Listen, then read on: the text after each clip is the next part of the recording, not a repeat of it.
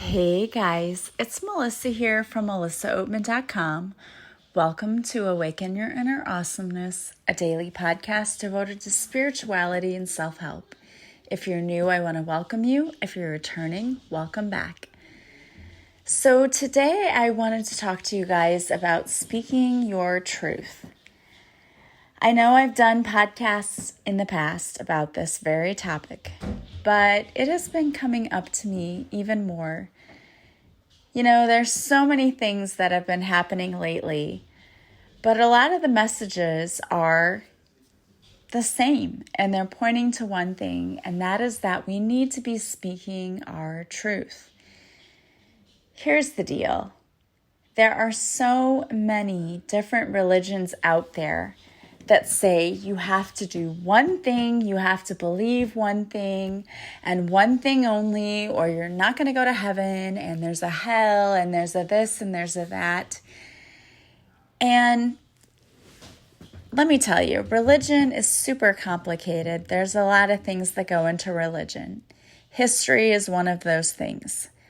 The other thing is that we have the Bible, but the Bible has been translated in many languages and interpreted in many different ways. So it's very confusing. And though people want to say, this is the truth, this is the exact truth, you can't really say that, because if you translate something one way, I'm a language teacher, and I can tell you that mistranslating one word can change the entire meaning of a passage. So if the Bible has been translated so many times and things get misinterpreted, or they are translated in a way that it helps a particular political cause, and trust me, that has happened, then it loses its meaning, and you're like, what does this even mean anyway? What is this all about? And it's a difficult thing, because I was brought up in a very strict religion where you did this, you did this, you did this, like 3 strikes, you're out kind of a thing. And in what has happened in our family, someone committing suicide would be instant hell. But that has never resonated with me, and it doesn't make sense to me, because I think if you get to the point where you feel so badly about your life that that's your only option, you can't be in a mental place where you're contemplating, if I do this, it's hell, or if I don't do this. Those people are experiencing hell on earth. That's my belief. I'm sorry, but mental illness is the worst. I don't know what more you could experience here on this earth that could be the worst, because when you're experiencing mental illness, and I know this from family members who have experienced it, not from my own personal self. There have been times myself when I've gone through depression, like after my children were born, I went through postpartum depression for sure. And that was a bad place in my life. What should have been an awesome place, like, yes, you have these new babies, wasn't, because I was experiencing depression. So if you're in a place where you should be at your highest moment and you're at your darkest because of this depression, what are people experiencing who go through this every day? And this isn't an excuse to say, oh yes, if your life is so bad, commit suicide. That's not what I'm saying at all. Because I don't think that that's the option that people should take. Like, I feel like people should try to get the help that they need. But in reality, our system in society is not set up to help people in the way that they need it. It really isn't. And we can fix that. We should fix that. But for right now, it is what it is. But I'm here to tell you that if you've ever had a family member who suffered through this and they didn't make it, and they chose to commit suicide, it's not, like, I don't think that you should blame them, because our healthcare system is set up in such a way that it really does not help people who are the worst and suffering, and it doesn't, because they have to tell their story over and over and over again. They have to go through all the different medications, and it's frustrating to the point that they just want to give up, and that's eventually what happens. And that's not to make anyone feel sad, and I'm sorry. I just want to explain in this way because I think there are so many people out there who need us, people who are not suffering from depression, to step up for them and to speak our truth for them. There's so many of us who are left behind who go, you know what, this wasn't fair. This was what happened, but it didn't have to be. It didn't have to be. But we don't know enough about this illness, or maybe we know enough, but we just don't have enough resources out there for people. Or we put a stigma that, like, if you say that I'm bipolar, I'm manic depression, I'm this, I'm that people are going to judge you. Maybe that's what's wrong in our society. I don't know. I just know that we need to speak up for people who don't have a voice. And one of the messages that has been coming through for me, loud and clear, like yelling at me, is speak your truth.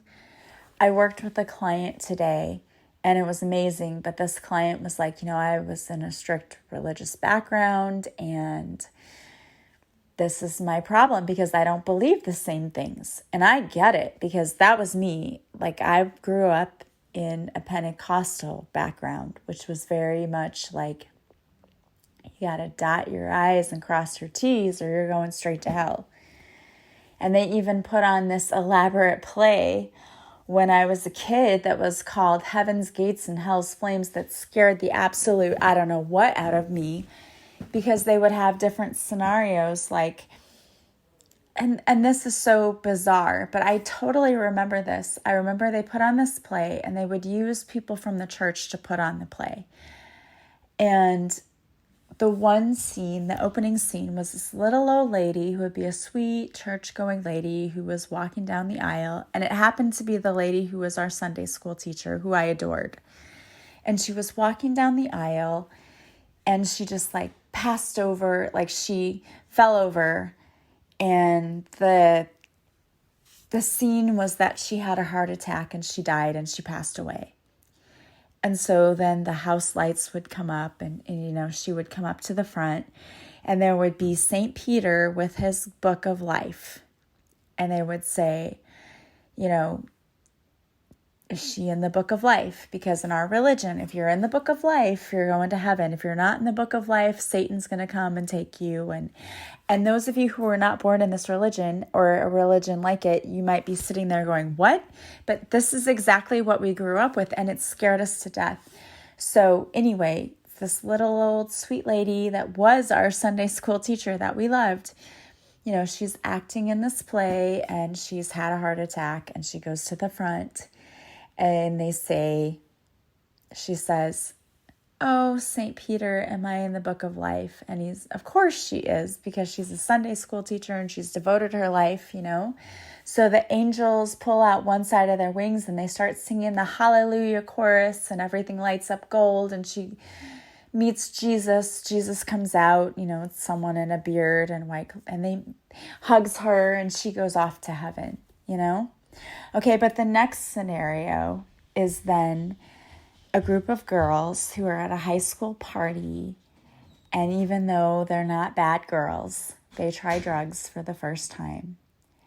And that very first time they try drugs, they overdose and die. And this is a play. I'm not even kidding you. Look it up. It's called Heaven's Gates and Hell's Flames. And it's awful. Like this. So this has scarred me for life. So the girls, I was a little girl. I wasn't a teenager when I saw this play, but it had this effect on me because they were the teenagers in our church. And I was like, oh my gosh, I know those girls. And it was like, oh, let's try this drug, And of course it wasn't very realistic, but whatever. But like, let's try this drug. And they're like, what's happening to me? My head feels weird. And they made their voices distorted and lights were going everywhere. So it was awful. Like, it was like a scary movie going on. And they die. And the girl says, we're dead. And I read about this at my church. You know, we're going to be in the book of life. And they go up to the altar and they say, St. Peter, are we in the book of life? And even though the girl went to church because she did drugs once, she was not in the book of life. And the devil comes out. And it's like heavy bass music and red lights. And they're like, whoa, whoa. You know, it's scary. You know, they're dragging them off and they're screaming. I mean, you can imagine what this would do to a child. And I was terrified. I'm like, oh my gosh, if I make one mistake, like I'm going to hell, like this is what's happening to me. And this play, it's like the absolute example of what is wrong with religion today. Because that is so not true. That's not what happens. It's personally, and you can take what resonates with you and leave what doesn't. Because I know we were all raised under different religious beliefs, and that's okay. And I don't want this to be the reason why you stop listening to me is because you don't agree. If you don't agree with what I say today, that's okay. You can take whatever you like from what I say and leave what doesn't resonate. It's fine. We can agree to disagree. It's fine. But I'm here to tell you that scared the absolute living, you know what, out of me as a kid. That I was like, you put one toe over that line and the devil is coming out to drag you down to hell, and that's what it is. And as I've gotten older, I know that that's not true. It's just not true. And I had a client this week and we were talking about this. And I said, you need to speak your truth. And he said, well, I was raised in this strict Catholic belief and I just don't believe. And I said, I get it. I know. And he said, we have a lot of similarities. I said, yes, we do. You cannot continue living a lie that you know isn't the truth. You know, scaring people into loving God, that's not going to work. The thing is, religion has taught that there's this vengeful, evil God, and that simply isn't the God I know. It's not. And I've known that from several occasions. Number one of my very dear friends had a son who has struggled most of his life with drugs. He wasn't a bad person, but he struggled with drug abuse. And he ultimately lost his life due to pneumonia, and it was because his body wasn't as healthy as it could have been. You know, and a healthy body can fight pneumonia, but one that has battled drugs and that cannot. Not unless you treat it early, and it wasn't. And I know that my friend has struggled with this. But that night that he passed away, I was laying in my bed and I saw at the foot of my bed this beautiful golden light. It was the most beautiful golden light. And it was Jesus, and he had her son in his arms. And I knew that he had taken her son and that her son was fine and that he was, you know, we all struggle from one thing or another.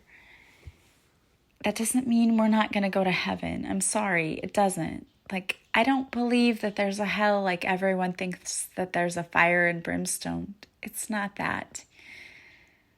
Okay, we come here to experience different things.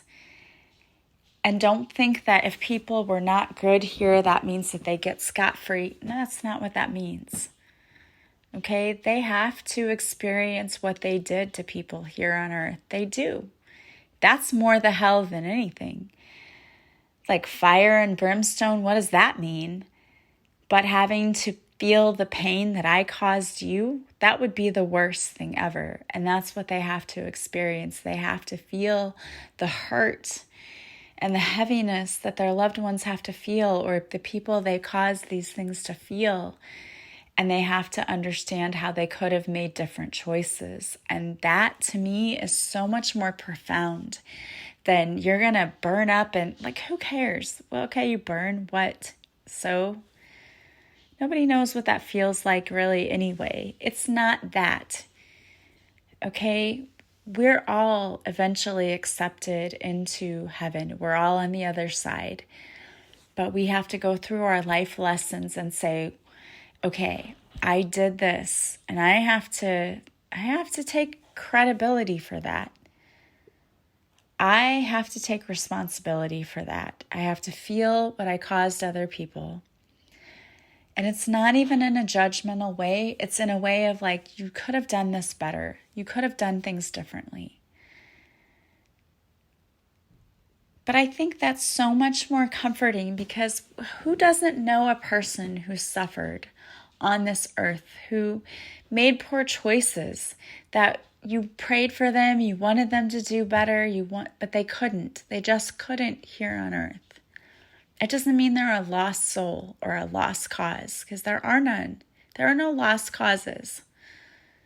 It just means you have to go and learn how to do things better. And when I was talking with this person, this whole speak your truth kept coming up. Speak your truth, speak your truth. And it was not for no reason. Like, people really need to speak their truth. And I think there's so many times in this world where we judge others, when instead of judging people, we should just try to help them. And not everyone can be saved or helped, because we know that people who don't want to be helped cannot be helped. I mean, as much as you want to do, you can't help someone who says, I refuse to be helped. At least we can't help them in the physical. We can help them by praying for their soul and by saying, please heal them, please show them their way, please show them how to do this better. And that's really what, we're struggling with now is, I don't believe my ex went to hell. I don't believe that. I believe he was welcomed by God, because I'm going to tell you, I'm a parent and I don't care what my kids do. There's nothing they could do that I would ever say, I don't love you and I'm not going to welcome you. And there's nothing. And even if you're not speaking to your child, you still love them. And that's how God feels about us too. There's never a point where God's like, I don't love you, I don't know you, no, that doesn't happen. But we can help even people who have crossed over. When we know they've struggled, we can send healing energy to them and say, please help them heal. And that's what I'm doing with my ex. Every day, please send him healing. Because although I don't know what exactly he struggled with, I know the problems we had when we were together, but that was 17 years ago. I don't know what he was struggling with personally at the time. But I loved him and I care for him. And I want him to be better, be the best version of himself he can be. And people don't always understand that, because I have friends who are like, I'm struggling to forgive him and to not want to be like, I hope he goes to hell, and they say these things. And I know what they're going through. And they don't say these things to be mean or to put that in my face. But I'm here to tell you that that's not what I believe.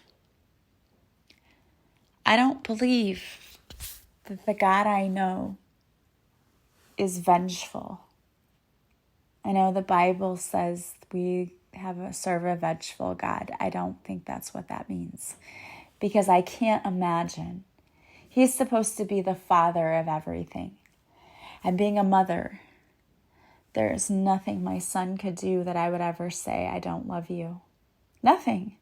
Even if I don't agree with what he does, I still love him immensely. So, to me, I don't know what a child could do that a father would say, I don't. I turn my back on you. I don't know you. I don't. I'm sorry. I don't. And you can agree or disagree with that, but just I see that. And I know there are people in my own family who are like, how can you forgive? How can you forgive him for all the things he did? I forgive him because I don't know his struggle. I have an idea, and the idea that I have is that he struggled a lot. Just from what I knew of living with him, it was bad. And that was when I lived with him and it was bad, it was better than what it was when he passed on. So I know that part of him. And I know that he had to really be struggling. And that makes me sad. That doesn't make me angry. It doesn't make me hate him. It makes me hurt. I feel sad that anyone should have to experience that. That sucks. Because nobody knew how to fix it for him. I know he tried to seek counseling a few times, but there was nothing that worked for him. And you could say that he didn't try hard enough, maybe. But I would argue that he was probably frustrated with the fact that he had to go to more than one person and they still couldn't help him. I mean, that would be frustrating. It would. And I say, I feel for anyone who is struggling with a mental illness because it's not fun. And anyone who's living with someone with a mental illness, it's frustrating because you want to shake them, you want to say, get the help, do this, do that. But until you're experiencing it, you don't have any idea how they're feeling. You don't. And I choose to have compassion for people because until I walk a mile in their shoes, I have no idea how that feels. Even with my kids will say, Mom, you don't understand. I don't want to go to school. I don't feel like it. I don't feel like doing this. I don't feel like doing that. And I don't understand. Like my brain is like, you've got to go to school. You've got to get through this. We've got so many, and I'm the teacher, right? You've got to be there. And yet I've learned over this year, I understand how they feel because this tragedy hit and it is taking everything I have to get out of bed. It's taking everything I have to try to return to normalcy when I don't even know what that is. We're trying so hard. I am, my kids are. And people have been so kind and amazing, and they'll say things like, what can we do for you? What can we do? And I don't know what to tell them. Like, I feel so bad. Everyone's reached out, and all I can say is pray. Because I don't know. I don't know what you can do to make this better because I don't know what makes this better. I know that as soon as he took his life, he regretted it. I know as soon as he did, he immediately felt the pain that he caused everyone else. I know that. And I don't want that either for him. But we're still struggling to try to get back to normalcy.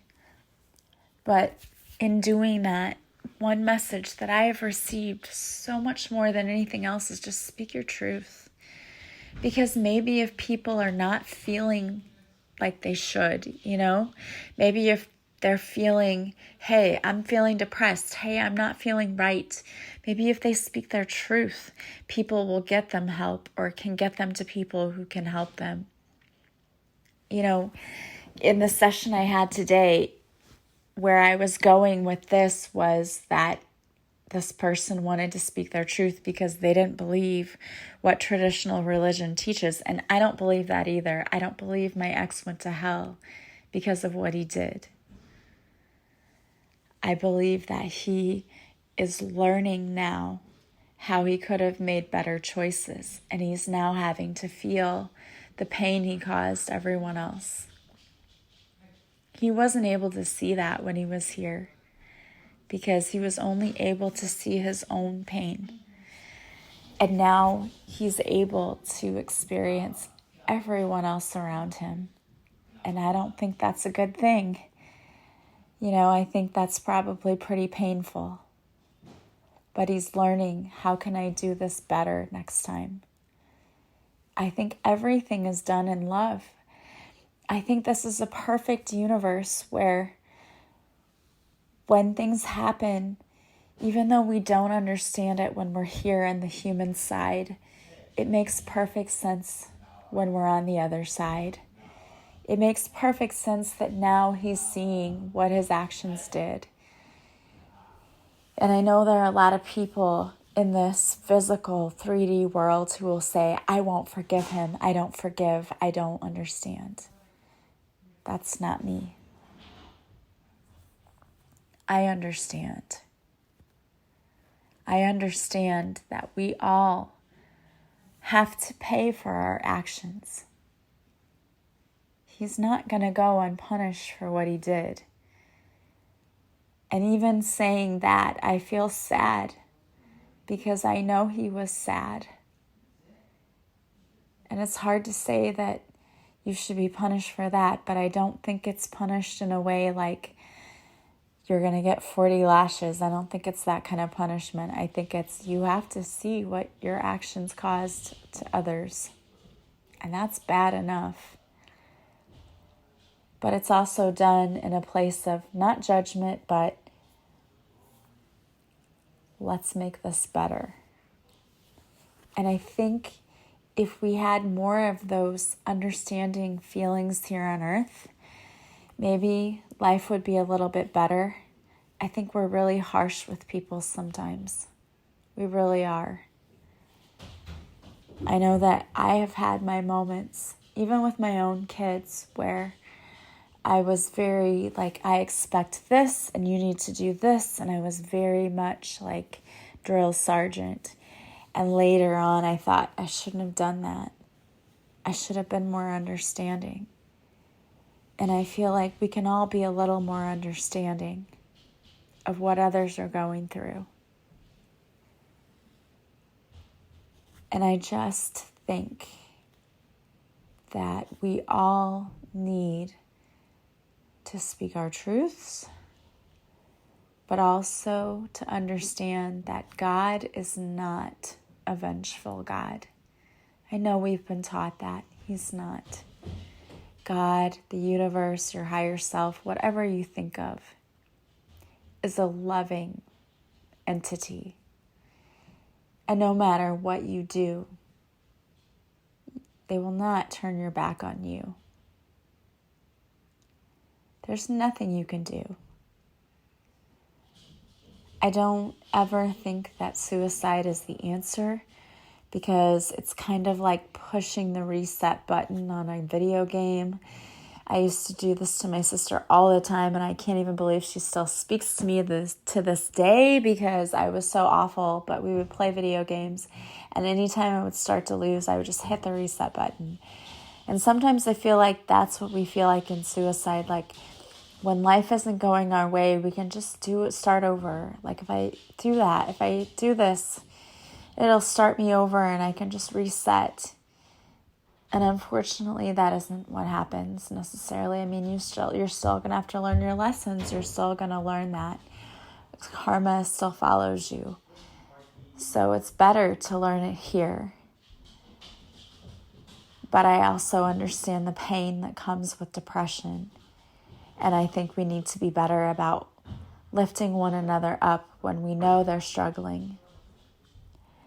And I just want everyone to know that God loves you. exactly as you are. Our parents will sometimes put limits on us or put conditions on us and say, you know what, I only love you if you make me proud. God says you always make me proud. There's nothing you can do that will make me deny you, ever. And I know there's a verse that says, if you deny me, I deny you. That's not true either. Because my ex here on earth was a devout atheist and said, I do not believe in God. God does not exist. And guess what? God embraced him as soon as he entered. I believe that. And it didn't matter that he denied God. Even though you try to deny God, God will not deny you.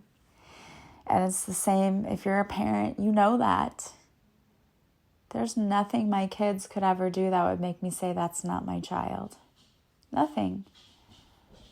I love them no matter what. And God is the same. We've been taught to fear God and to think that God is vengeful and that he's mean or, we should be afraid. That's not the God I know. That's not the God that God wants being portrayed out here. There's so many people who just choose to turn their backs on religion because they think that God is scary and that God's going to punish you for every little thing, and that's not true. It's not God. It's the humans. Humans are doing that. God says, I welcome you with open arms. Please believe me. Please love me because I love you. And I think that many of us are here to spread that message because unfortunately religion has become a thing that scares people away from God. And that's sad because God doesn't want that. God says, I would never deny you. Please don't deny me. And I think that light workers are here to teach people that we don't need to be afraid of God. We should go to God with everything,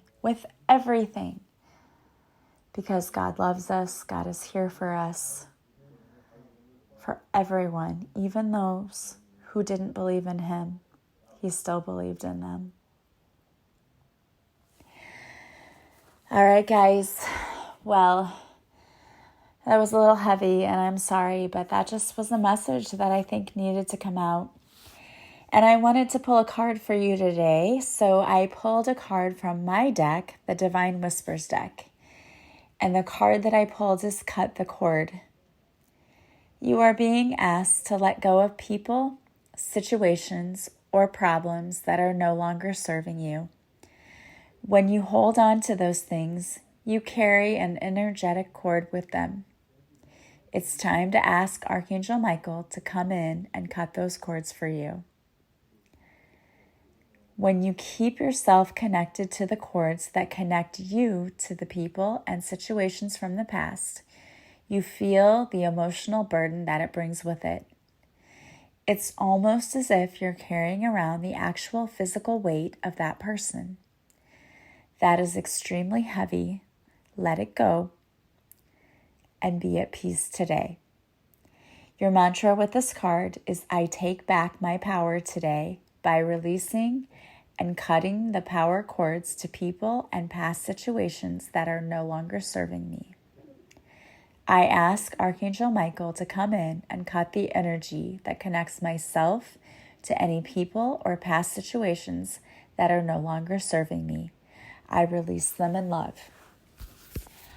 All right, guys. Well, I want to thank you so much for being with me today. And I promise you in the next few weeks, my readings, my messages aren't going to have anything to do with what's been happening in my life. But for now, these are messages that keep coming up. And I want to thank you for all of those who continue to reach out to me and ask how I am.